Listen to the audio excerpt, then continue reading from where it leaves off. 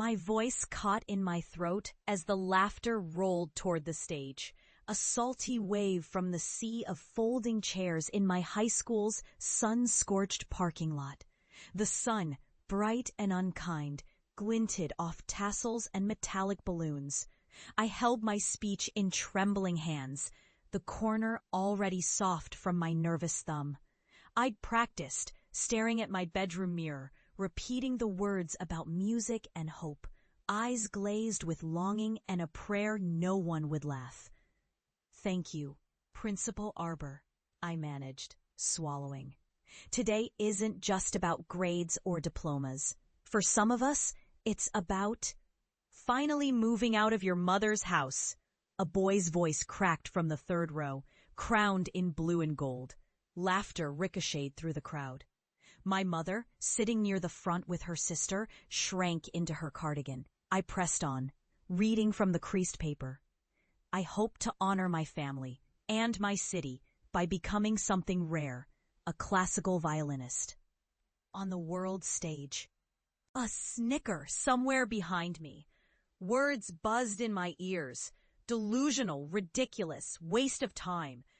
I finished in a strangled rush and made myself meet 100 pairs of amused, pitying eyes.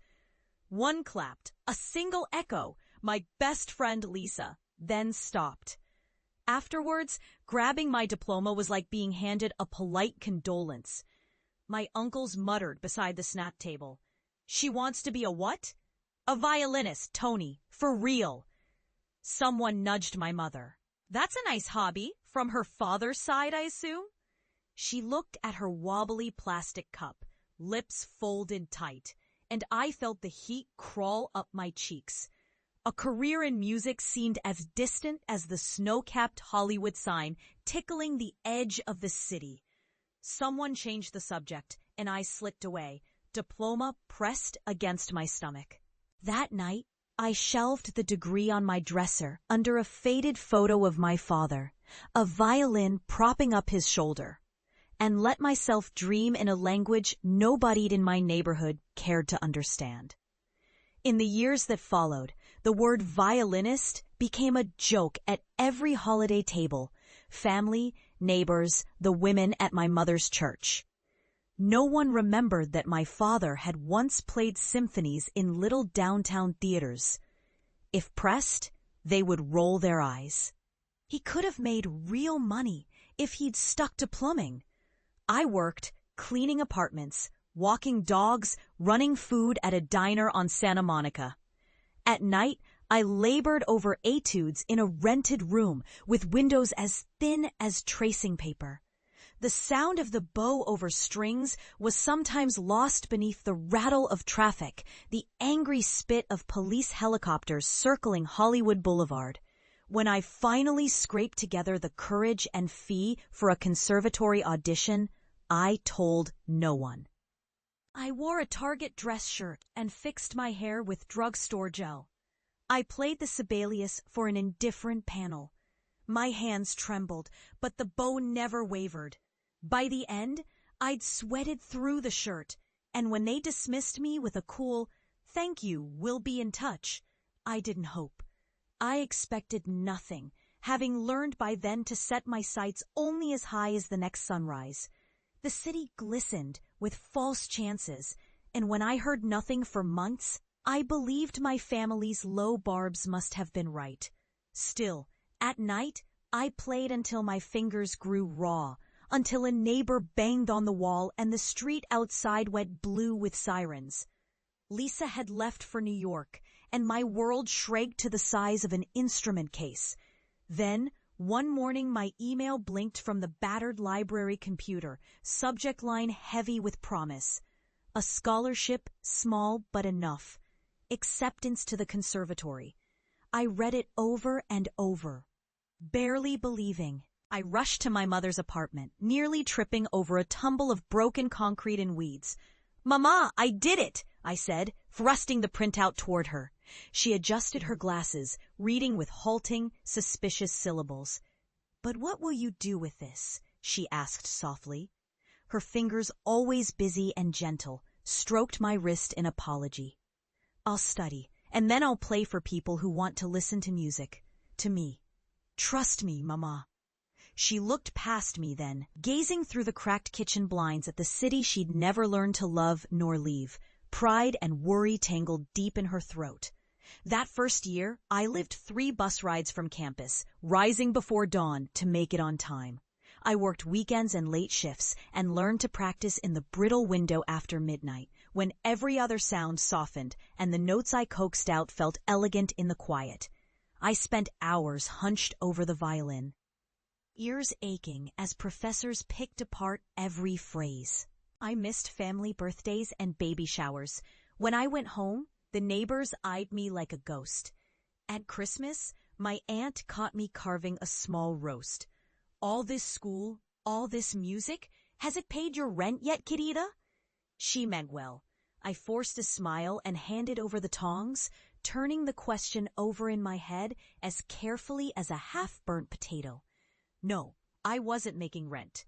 I was saying no to the easy path, the one everyone else walked, stepping quietly toward duty. But the music was alive under my ribs. By my last year at the Conservatory, I'd won a little prize. Nothing big, a regional soloist contest, enough for a moment's attention in an LA Times sidebar. My mother clipped it and taped it to her fridge, then found the tape curling, the edge stained where coffee had spilled. She never mentioned it to the family, afraid, maybe, I'd fail and disappear back under the city's weight. After graduation, the second one, no parents in folding chairs, I spent a summer chewing through audition after audition. Each was another short, bright hope, followed by a polite regret. Sometimes the other musicians eyed me, Latina, local, not from money, with a half-amused curiosity. I played on street corners, outside the Walt Disney Concert Hall, my case open, a scarf tucked for luck and coins. Sometimes a producer passing for coffee would listen. Once, a busker with a drum kit nodded in appreciation. One blistering June afternoon, I was asked to play backup for the pit orchestra at a touring Broadway show. I hid my joy under professional, tight-lipped agreement, but inside, the kernel of stubborn hope glowed. The paycheck was small but steady. I played with everything I had, new and unfamiliar pressure thrumming juicy and alive in my veins. On closing night, the conductor pressed my wrist. You want a solo? I can give you 2 minutes in the overture. Don't waste it.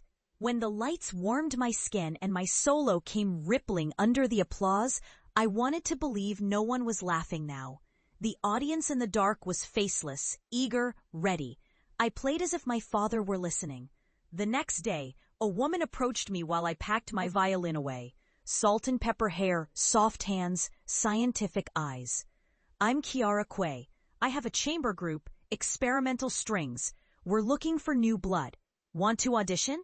I nodded, not trusting my voice. Chamber music was a new beast and I was starved, learning late, sometimes drowning under relentless expectations. But in time, my sound took root. By the next year, our quartet won a spot at a well-known festival, one with critics and lights, not street coins. Suddenly, after our album with the quartet hit, my mother called my voicemail, her message trembling with pride and disbelief. Mi hija, they played your name on the radio. Abuela heard it too. She says you look like your padre in that newspaper picture. Despite myself, I ached to go home, to sweep through a door and show what I'd become. But a part of me hesitated. Would it ever matter? The invitation came in the mail that winter. The same high school, my high school, was holding a centennial gala. Alumni in music, sports, film, local celebrities. They wanted me, to join the calendar and perform at the banquet. The letter was formal and careful. At the bottom, scrawled in blue pen, the note, "Heard about you. Show us what you've got, Isabela." I bought a dress that swung around my ankles, black and sharp, and grabbed my battered violin case. Pulling up to the school, I barely recognized the building under its new paint, the sparkling banners, the improbable red carpet. I texted Lisa, back in town for the holidays, and she promised, "I'm front row, babe. Make them